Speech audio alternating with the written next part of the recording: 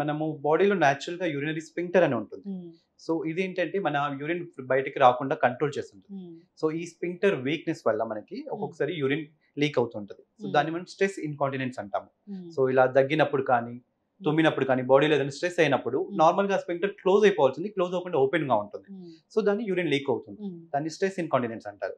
And ఇంకో రకమైన incontinence urgency incontinence అంటారు. అంటే పేషెంట్ కి యూరిన్ వస్తున్నట్టు తెలుస్తుంది, బట్ వాష్రూమ్ వెళ్ళే లోపల పడిపోతుంది. సో ఈ నార్మల్ గా కంట్రోల్ చేసుకుంటుంటారు. దీన్ని అర్జెన్సీ ఇన్కాంటినెన్స్ ఉంటాయి. సో దీనికి వేరే వేరే రీజన్స్ ఉంటాయి.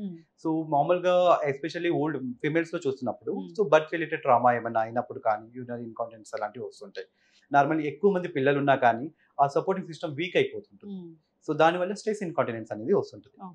సో మనం దాన్ని ఆ స్పింక్టర్ ని మనం రీఇన్ఫోర్మన్స్ చేయాలి. ఆ ఏ స్పింక్టర్ అయితే వీక్ అయ్యేసి నార్మల్ గా మనం దగ్గినప్పుడు తుమ్మినప్పుడు బాడీలో ఆటోమేటిక్ అది క్లోజ్ అయిపోవాలి. సో క్లోజ్ కాకుండా ఉంటుంది కాబట్టి మనం అక్కడ స్లింగ్స్ పెడతాం అనమాట. ఆర్టిఫిషియల్ గా ఇంకో స్పింక్టర్ లాంటిది పెడతాము. టీవీటీ టేప్ అంటారు, trans vaginal tape or trans operated tape. అంటే నిజంగా ఒక స్లింగ్ లాంటిది అనమాట. సో యూరిథ్రాకు సపోర్ట్ ఇస్తాం. సో మనం దగ్గినప్పుడు తుమ్మినప్పుడు ఆ స్లింగ్ పైకి పుల్ అప్ అవుతుంది. సో నార్మల్ గా ఆ యూరిథ్రా అంటే బ్లాడర్ నుంచి బయటకు వచ్చే ప్యాసేజ్ ఉంటుంది కదా, దాన్ని క్లోజ్ చేస్తాం.